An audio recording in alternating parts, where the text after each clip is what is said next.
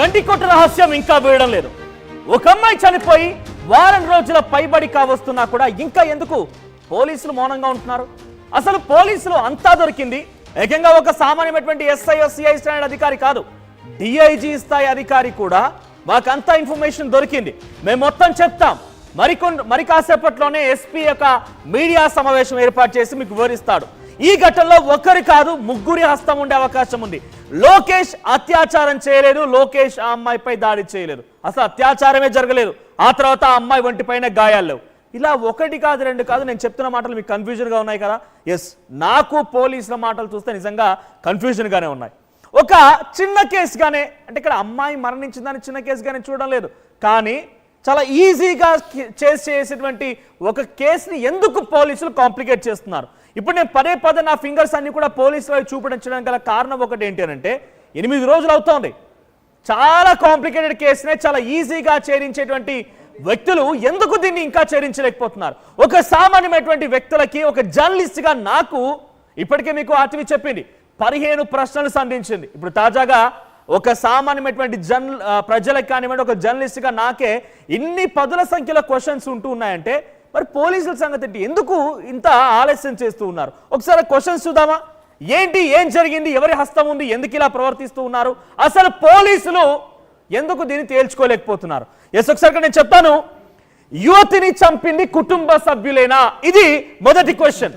అది పోలీసుల వైపు నుంచి కూడా వస్తున్నటువంటి మొదటి క్వశ్చన్. బికాస్ ఇక్కడ ఎందుకు అంటున్నానంటే సురేంద్ర పేరు మొదటగా తెర మీదకి వచ్చింది. చాలా మంది అనుమానం ఏంటంటే ఇక్కడ ఆల్రెడీ లోకేష్ కి ఆ అమ్మాయికి ఇద్దరికి మధ్య ప్రేమ వ్యవహారం ఉంది అనేది మొదటి నుంచి వస్తున్నటువంటి అనుమానం. కాబట్టి ఇద్దరి మధ్య కొన్ని రోజులుగా పంచాయతీ జరిగింది, ఇద్దరి మధ్య ఇకపై ఉండాలి, ఇకపై మీరు ఇలా ఉండకూడదు అనేటువంటి ఒక మాట కూడా వినిపించింది. ఎస్, నెక్స్ట్ క్వశ్చన్ ఏంటి?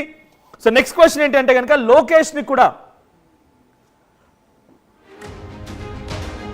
రైట్ మరొక బ్రేకింగ్ అంతోంది ఈ అంశం పైన, గండికోట రహస్యం పైన. నా కొలీగ్ నందు జాయిన్ అవుతున్నారు. నందు, మరొక బ్రేకింగ్ అందుబాటులో ఉన్నారు. ఎస్ నందు. మనోజ్, మనం ప్రతిరోజు డిస్కస్ చేస్తూనే ఉన్నాం ఈ అంశానికి సంబంధించి. ఏదో తేడా జరుగుతుంది, ఎక్కడో స్ట్రింగ్ మిస్ అవుతుంది అని మాట్లాడుకుంటున్నాం కదా. దానికి సంబంధించి అప్డేట్ ఇప్పుడు మీకు ఆర్టీవీ అందిస్తోంది. ముఖ్యంగా మొదటి నుంచి కూడా యువతి యొక్క కుటుంబ సభ్యుల మీదే అనుమానం ఉంది. లోకేష్ విషయంలో క్లారిటీ ఇచ్చేశారు పోలీసులు, కానీ ఎవరు అసలు తల్లి ఆల్రెడీ క్లారిటీ ఇచ్చారు, దీనికి సంబంధించి మాట్లాడారు. ఆ యువతి అన్న ఎవరైతే సురేంద్ర ఉన్నాడో అతనికి సంబంధించి క్లారిటీ వచ్చింది, కానీ ఇంకా ఎవరో ఉన్నారు ఈ కేసులో ఇన్వాల్వ్ అయిన వాళ్ళు అంటూ మొదటి నుంచి ఒక మాట వినిపిస్తోంది. ఇప్పుడు దానికి తగ్గట్లుగానే పోలీసులు విచారిస్తున్నటువంటి ఒక 2 వ్యక్తులకి సంబంధించిన పేర్లు ఆర్టీవీ ఇప్పుడు చెప్తోంది. ముఖ్యంగా ఆ యువతి యొక్క సొంత అన్న బ్రహ్మయ్య అనే వ్యక్తికి సంబంధించి కూడా విచారణ జరుగుతోంది. అలాగే కుటుంబ సభ్యుల్లో మరొక వ్యక్తి ఉన్నాడు, కజిన్ బ్రదర్ కొండయ్యను కూడా పోలీసులు ప్రశ్నిస్తున్నట్లుగా తెలుస్తోంది. సో సొంత అన్నయ్య బ్రహ్మయ్య, అలాగే కజిన్ బ్రదర్ కొండయ్య, వీళ్ళిద్దరిని ఎందుకు విచారించాల్సి వచ్చింది? అసలు వీళ్ళిద్దరి పేర్లు ఇప్పుడు దాకా మనకు తెర మీదకి చూడాలి. బికాస్ గతంలో మనం చూస్తే 2-3 రోజుల క్రితం కూడా కొండయ్య పేరు తెర మీదకి వచ్చింది.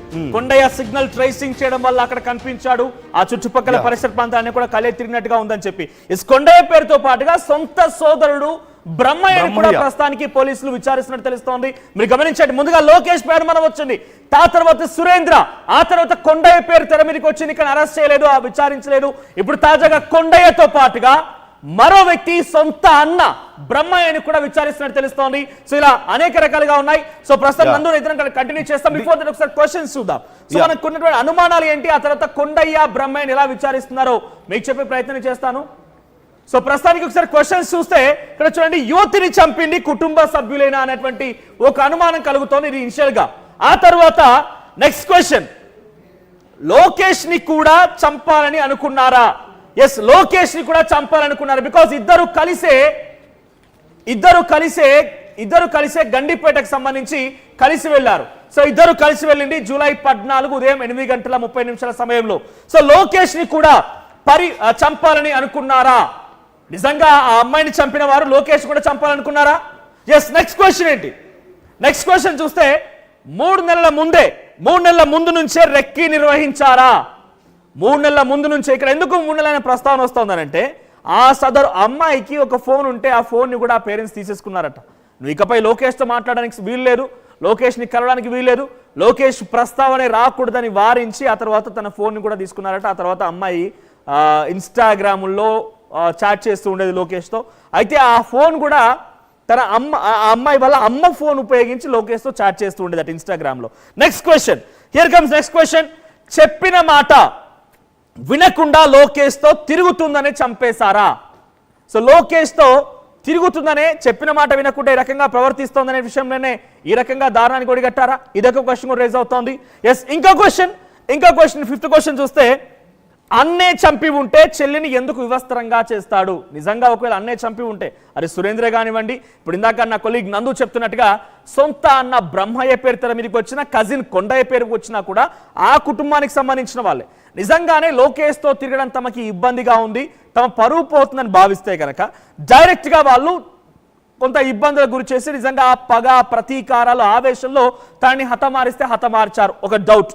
అయితే అంతలా చేసి ఉన్నా కూడా ఎందుకు వివస్త్రంగా చేస్తారు? ఆ కుటుంబమే ఎక్కడైనా అన్న తన కూతుర్ని ఎంతలా పరువు గురించి ఆలోచించిన వివస్త్రంగా చేయడు కదా. సో వివస్త్రంగా ఎందుకు చేశాడనేటువంటి అనుమానం కూడా కలుగుతాం. నిజంగా వాళ్ళే కనుక చేసి ఉంటే వివస్త్రంగా చేయడు కదా మరి అనేటువంటి ఒక అనుమానం కూడా ఉంది.